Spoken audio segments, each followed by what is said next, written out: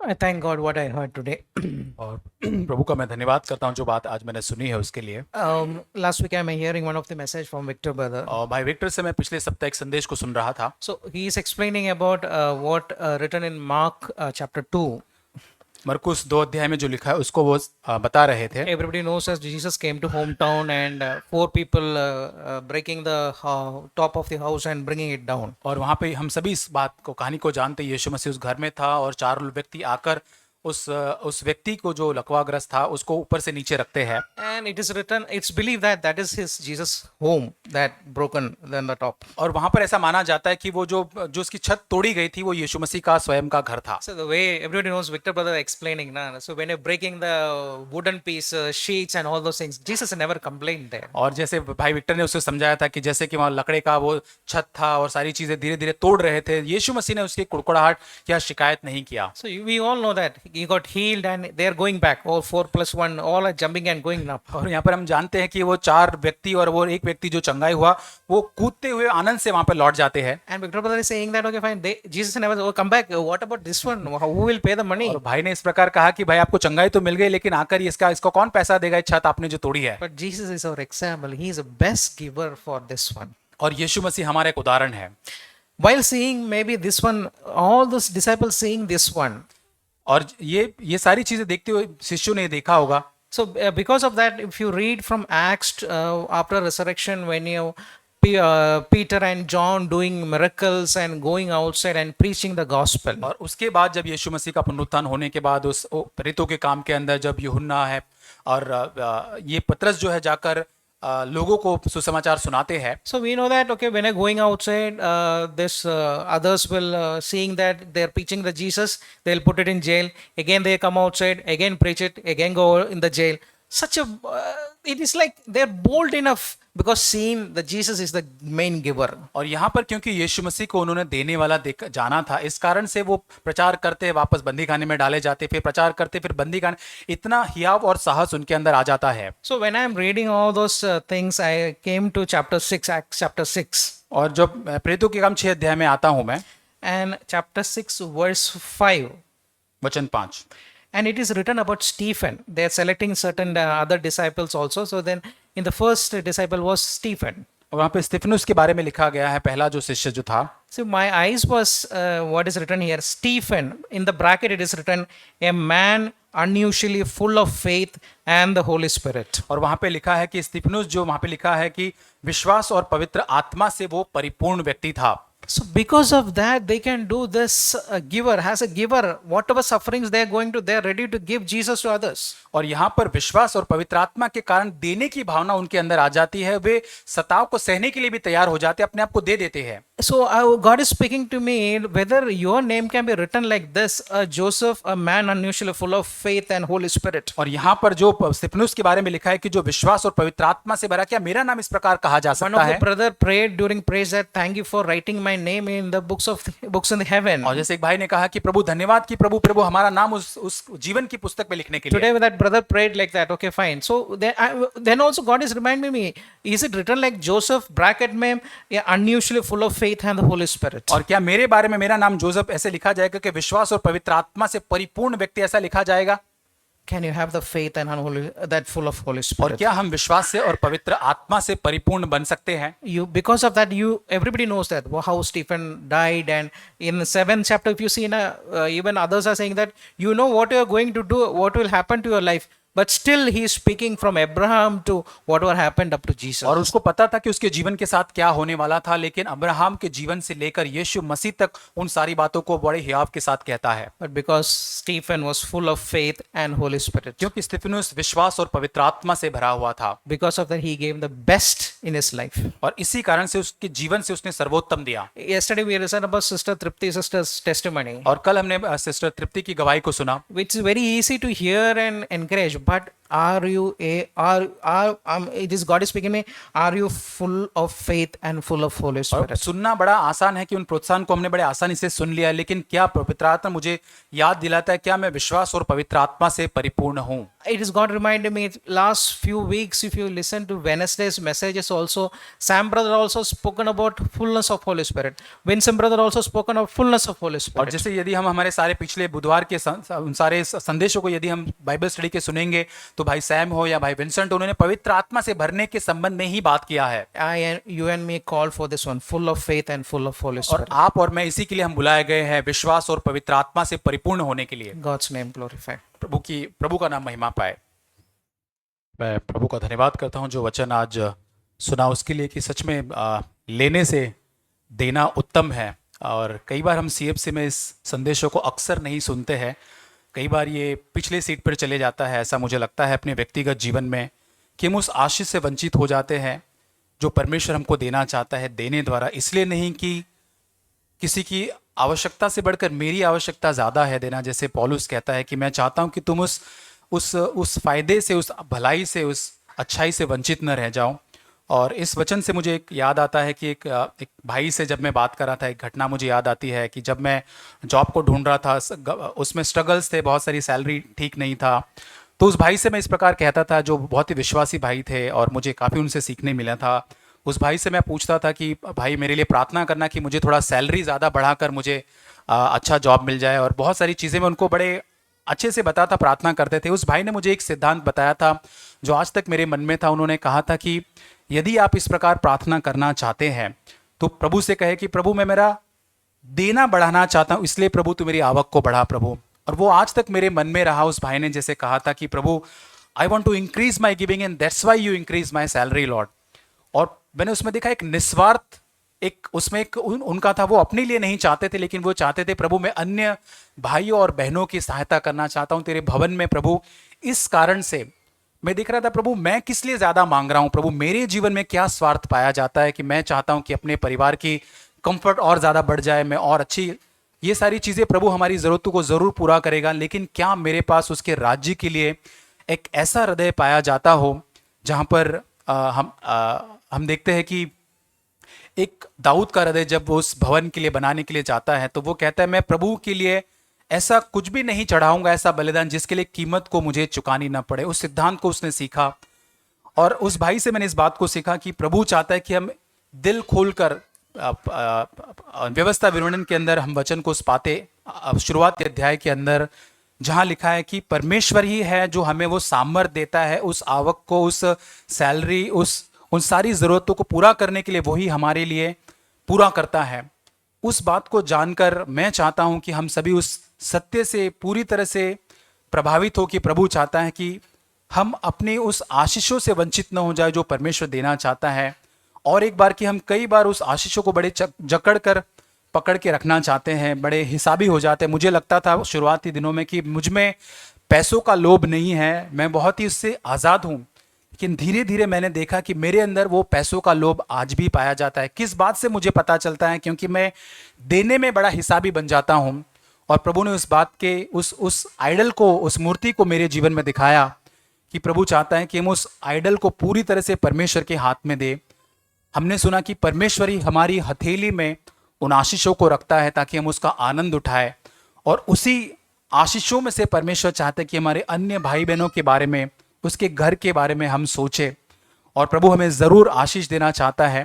प्रभु हमारी सहायता करे कि इस वचन को हम सच्चाई में हमारे हृदय के अंदर ग्रहण कर सके, और आज से हम निर्णय लें कि प्रभु मैं चाहता हूं कि मेरे व्यक्तिगत जीवन में उस आशीष को मैं पाना चाहता हूं जो तूने तेरे वचन में सिखाया है कि प्रभु लेने से देना उत्तम है। प्रभु हमारी सहायता करे।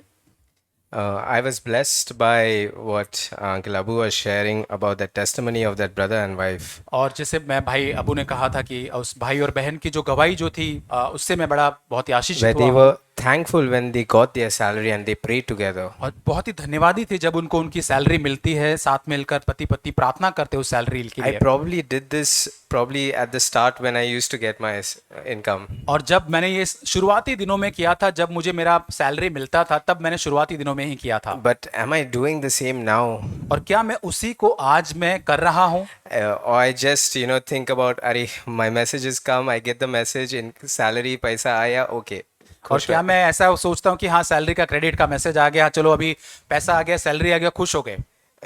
That's where I need to learn to give thanks always. और यहाँ पर मुझे हमेशा धन्यवाद देना सीखना है। Whatever, whenever, the income comes in, it's God's. I want to glorify and thank Him for it. और जो भी आवक जो सैलरी मुझे मिलती है, मुझे परमेश्वर को धन्यवाद उसके लिए देना है। Not take these small things lightly and say that, okay, the salary has come. No, I want to be thankful and thank Him for it. और इसके मुझे हल्के से नहीं लेना है कि हाँ मुझे मिल गया है, लेकिन मुझे उसके प्रति धन्यवादी होना जरूरी है। Also being content in what I have got. और इसके साथ साथ जो कुछ मुझे मिला है उसके अंदर संतुष्ट होना भी। I don't want to be worried about and compare myself with others and then I am worried about, how much I'm getting. और इससे नहीं कि मुझे जो मिलता है उस आवक को दूसरे व्यक्ति के साथ में उसकी तुलना करूं और चिंता करूं कि मुझे कितना मिल रहा है। I was the example of Paul came to my mind in Philippians 4:11. और फिलिपियों की पत्री 4:11 से मुझे पौलुस का उदाहरण याद आता है। He said, I have learned to be content in everything. पौलुस कहता है हर बात के अंदर संतुष्ट होना मैंने सीख लिया है। In less, in whatever he has, he's learned to be content. और जो कुछ भी उसके पास कमी घटी है, कम है, उसके अंदर भी संतुष्ट होना पौलुस ने सीख लिया है। May God help us. प्रभु हमारी सहायता करे। प्रभु का धन्यवाद करती हूँ आज के वचन के लिए। और सच में मैं अपने आप को भी जांच रही थी कि जब मेरा फर्स्ट जॉब लगा था तो मेरे अंदर बहुत ही एक धन्यवाद का हृदय था प्रभु को सारी चीज़ों के लिए कि मुझे ये सैलरी मिला, इतना मिला। और अभी मैं देख रही थी कि ओवर द पीरियड कितना कैजुअल एक एटीट्यूड हमारे अंदर आ जाता है कि ये प्रभु ही है जिसने हमें अनेबल किया। कुछ भी अगर हम कमा पाते हैं या ले पाते तो कितना अधिक धन्यवादी हमारा हृदय होना चाहिए और कितना अधिक हमें और भी उदार प्रभु के राज्य के लिए, प्रभु के लोगों के लिए सेंसिटिव होने की ज़रूरत है। क्योंकि उसमें सच में उनके लिए नहीं बट मेरे लिए एक बड़ी आशीष प्रभु ने रखी है। जैसे वचन में प्रभु ने कहा कि लेने से देना भला है, तो एक चुनौती जो आज प्रभु के वचन से मिली कि सच में उस आशीष में, उस सेवकाई में भी हम एक पार्टिसिपेट कर सकते हैं। और सिर्फ पैसों के मामले में ही नहीं बल्कि बहुत बार एक समय का भी हमें बलिदान देना होता है, वो भी एक सेवकाई है। कई बार होता है कि हम लोग सोचते हैं कि ठीक है जैसे 6 डेज वर्किंग है, अभी 7 डेज हमको चर्च आना है, पूरा दिन निकल जाता है, तो कभी मन में आएगा कि ठीक है आज हम ऑनलाइन अटेंड कर लेते, क्यों इतना ट्रबल लेना, क्यों इतना आना। तो ये भी एक देना है जहाँ पर मुझे वो सेक्रीफाइस करके आना है कि अपने कंफर्ट को, अपने आराम को छोड़कर, या फिर कोई मीटिंग हो सकती है सैटरडे की या कोई भी मीटिंग, तो उस समय में क्या हम ये सोचते हैं कि हाँ मुझे मेरा समय देना है, मेरे जो भी मेरी प्रायोरिटी उनमें बढ़कर मुझे मेरा समय निकाल कर मेरे भाई बहनों के साथ संगति करने या कलीसिया की जो ज़रूरत है उनके लिए मुझे प्रार्थना के लिए जाना है। तो वो एक देना, वो भी मुझे सीखना है। हमें सीखना है कि प्रभु हम हमारे कंफर्ट जोन से आगे बढ़कर जो कुछ भी प्रभु ने हमें रखा है उसमें हम विश्वास योग्यता के साथ प्रभु के राज्य के लिए दे सके। तो सच में प्रभु हमारी मदद करे कि हम इस बात में आगे बढ़ सकें। आमीन। मैं प्रभु को धन्यवाद देता हूँ, आज के वचन से बहुत आशीषित हुआ हूँ। जैसे ब्रदर ने सिखाया प्रेरितों का काम 20 उसका 35 में जो लिखा है कि जो उसने आप ही कहा, यानी यीशु ने कहा लेने से देना धन्य है। जब हम प्रभु यीशु मसीह में आए तो ये वचन से हम लोग बहुत आशीषित हुए कि लेना से देना हमारे लिए ज़रूरी है। तो ये वचन हमारे हृदय में था कि सच में कि जो कुछ हम देते हैं तो उसका प्रतिफल परमेश्वर हमें देता है। जैसे हमने सीखा कि हर से देने वालों को परमेश्वर प्रतिफल देता है। और विशेष करके जो ब्रदर ने एक उदाहरण दिया था कि पति पत्नी का जो सैलरी मिलता था, उनको चेक मिलता था, दोनों हाथ रख करके परमेश्वर को धन्यवाद देते थे। वैसे ही कुछ समय पहले मुझे भी ऐसा ही कंपनी की तरफ से चेक नहीं लेकिन हार्ड कैश मिलता था पीएचडी में, तो मैं घर में ला करके देता था।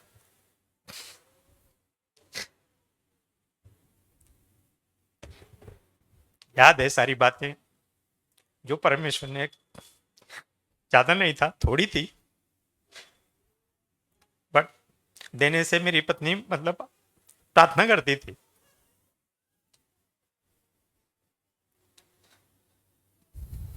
तो प्रभु ने मुझे आशीषित किया। घर में परिवार में खर्चा था, बच्चे हम लोग ने एक हृदय में था कि बच्चे लोग इंग्लिश मीडियम से पढ़ें।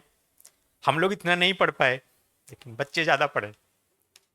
तो समय समय पे जो खर्चा की ज़रूरत थी, तो जो देने का मन था, सचमुच में जब हम परमेश्वर को देने का मन रखते हैं तो परमेश्वर ने मेरे और मेरे परिवार को बहुत आशीषित किया, प्रतिफल दिया, और सब काम मेरे अच्छे होते गए। जब भी मैं अपनी पत्नी को देता था तो वो पहला बोलती थी, क्या तुमने परमेश्वर को दिया क्या? लेकिन मैं उससे पहले ही उसमें से निकाल करके रख लेता था कि जो मुझे देना है। तो वो बोलती थी तो मैं कुछ जवाब ही नहीं देता था। तो हमेशा वो राहुल को भी ऐसी बोलती है कि परमेश्वर को देना है। तो सच में इस वचन से प्रभु परमेश्वर हमें आशीषित करता है कि लेने से देना हमें हमारे जीवन के लिए एक सीखना बहुत ज़रूरी है। लेकिन कभी कभी किसी वजह से अगर मैं नहीं दे पाता तो मन में यही संकोच रहता था कि अरे, एक बोझ जैसा आता था। और मैं अक्सर परमेश्वर से मांगता था कि प्रभु मुझे ऐसा बना कि लेना नहीं, मुझे देना है, देने वाला मन बना, मुझे कंजूस वाला मन मत बना। हमेशा मैं अपनी प्रार्थना में यही प्रार्थना करता हूँ कि क्योंकि कुछ ज़रूरतें ऐसी हो जाती हैं, कभी कभी हम सोचते हैं कि अरे अगर मैंने यहाँ दिया तो यहाँ कम हो जाएगा, लेकिन ऐसा नहीं है। हमें हर्ष से देना है, बिना कुड़कुड़ाई के देना है, तो परमेश्वर उन कामों में जय देता है। और मैंने अपने जीवन में देखा है कि जो मेरी पहली स्थिति थी, उस स्थिति से परमेश्वर ने मुझे उठाया है और इतना आगे तक लेकर आया है। तो मैं प्रभु को बहुत बहुत धन्यवाद देता हूँ। ये जो वचन है कि लेने से देना, सच में हमारे जीवन के लिए हमें प्रभु आशीषित करता है। और मैं विश्वास करता हूँ कि जिसका ये मन हो जाता है तो परमेश्वर बहुत ही आशीषित करता है। Thank you Jesus. Thank God for what I heard. प्रभु का धन्यवाद जो मैंने सुना उसके लिए। There's one verse in James chapter 1, verse 17. याकूब उसका पहला अध्याय वचन 17। Every good thing given and every perfect gift is from above, coming from the Father of lights, with whom there is no variation or shifting shadows. हर एक अच्छा वरदान, हर एक उत्तम दान ऊपर ही से और ज्योतियों के पिता की ओर से मिलता है, जिसमें न तो कोई परिवर्तन हो सकता है और न ही वह परछाई के समान बदलता है। It says, no, every good thing, it comes from God. It can't be inbuilt. Like if I try to say, I'm going to do this, going to be that, I'll be that for a certain period, but my the inner part that is bad will always come out again.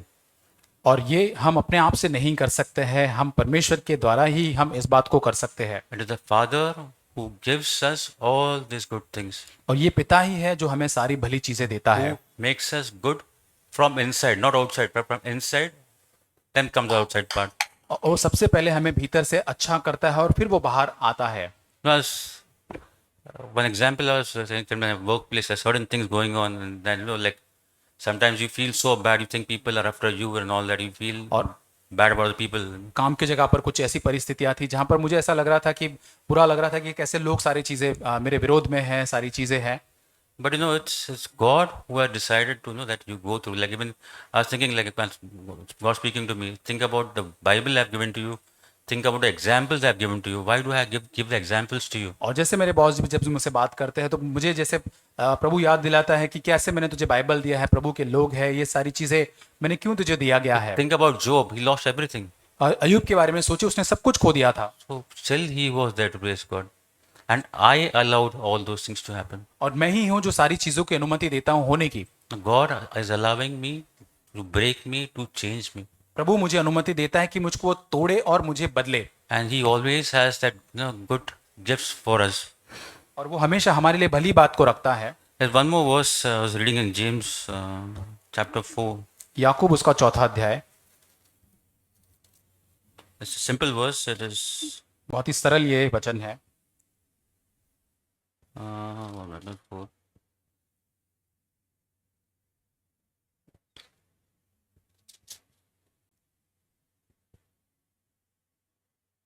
One matter.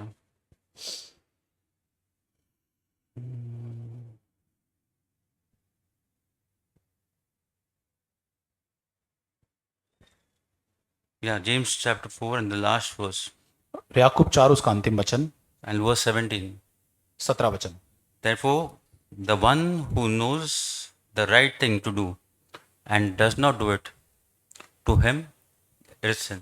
इसलिए जो कोई भलाई करना जानता है और नहीं करता उसके लिए यह पाप I है। was thinking about sin, like certain things, but this is a simple definition. If I know what is the right thing to do and I don't do it, then it is a sin.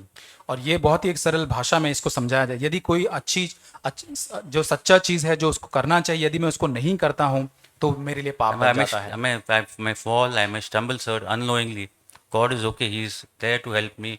Again, carry me. He's all a good father. और हो सकता है अनजाने में कहीं मैं गिर सकता हूँ, मैं ठोकर खा सकता हूँ, वो मुझे उठाएगा, वो मेरा भला पिता है। But when I know that something is right and still I do wrong, then it is sin. और लेकिन सब कुछ ऐसी बातें हैं जो मुझे पता है कि ये सही करना है, लेकिन फिर भी मैं उसको गलत करता हूँ तो ये मेरे लिए पाप बन जाता है। God who is showing the right path and still I go the wrong.